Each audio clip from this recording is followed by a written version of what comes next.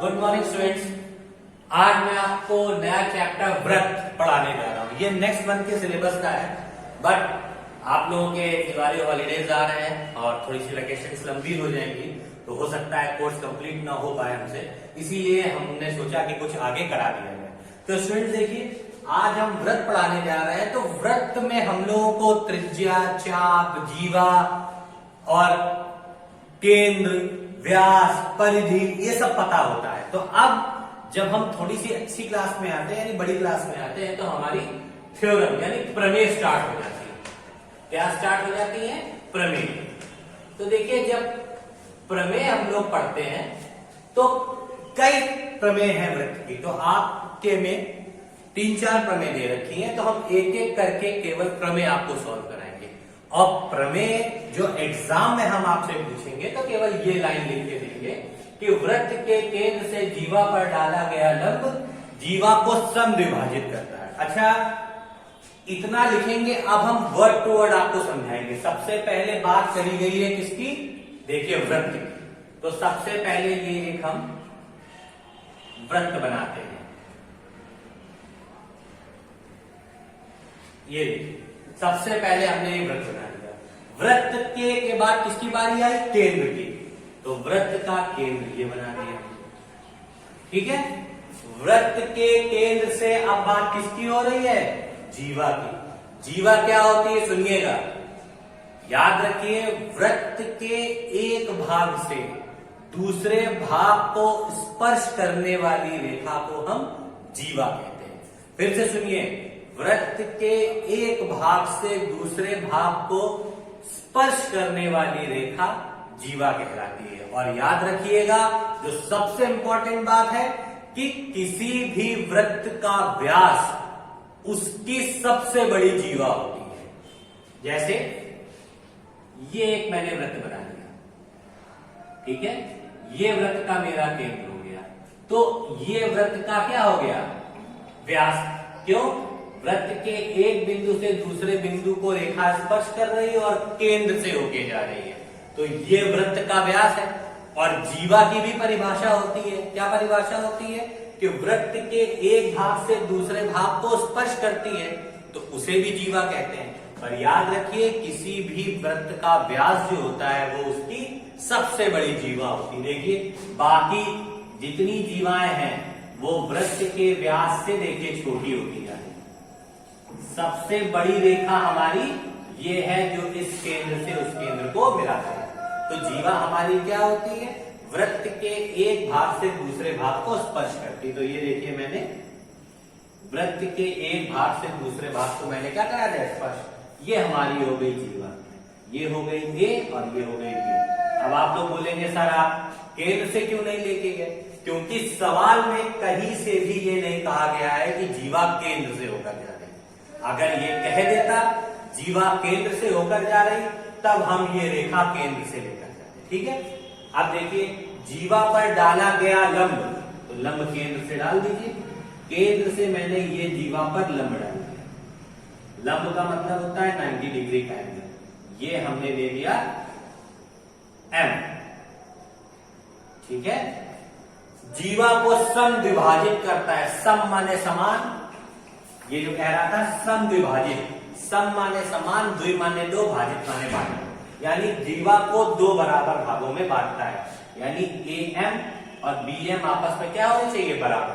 तो लिख दीजिए यहां पे हमको सिद्ध क्या करना है। इसमें सिद्ध हमको करना है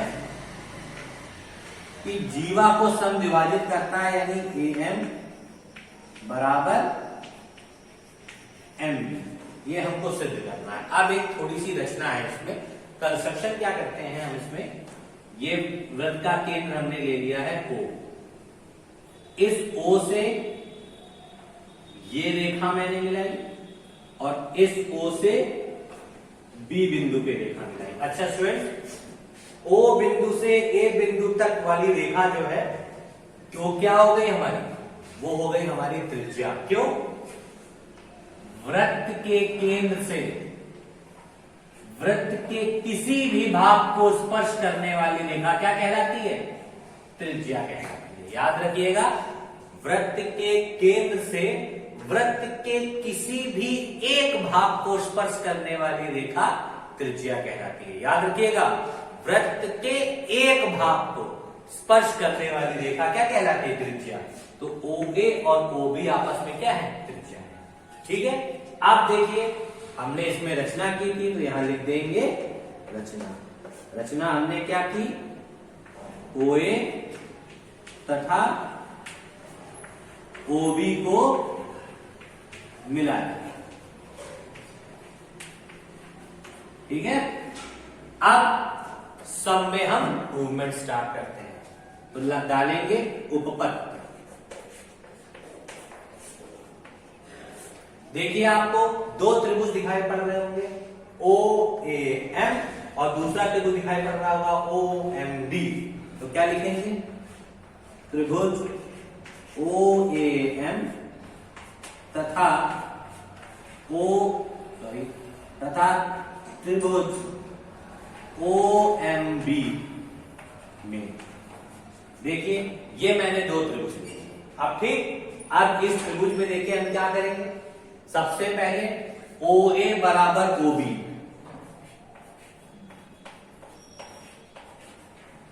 ऐसा क्यों? एक ही वृत्त की त्रिज्या, याद रखिएगा, एक ही वृत्त की त्रिज्याएं हमेशा समान होती हैं, चाहे वो कितनी सारी खींची जाए। दूसरा, कोण M जो है वो इसका निशान होता है 90 डिग्री का, यानी ये 90 डिग्री का है। यानी हम लिख सकते हैं कि कोण AMO बराबर कोण OMB। क्यों? प्रत्येक कितने डिग्री के हैं? 90 डिग्री। दो चीज समझ में आ गई। एक चीज और हो जाए तो हमारा त्रिभुज सर्वांगसम हो जाएगा। तो हम देखिए एक चीज यहां लिखना है कि क्या OM बराबर OM। क्यों? उभयनिष्ठ।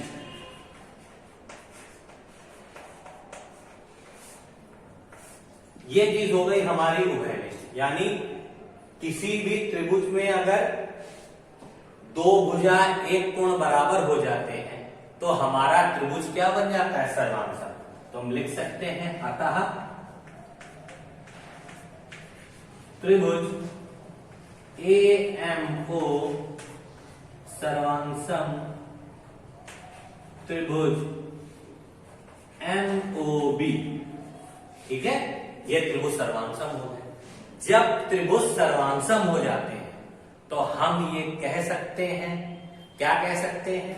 कि कोई भी त्रिभुज की संलग्न भुजा एक दूसरे के बराबर हो सकती है। यानी अगर दो त्रिभुज एक दूसरे के सर्वांगसम है तो उनके संलग्न भुजाएं आपस में बराबर हो सकती हैं।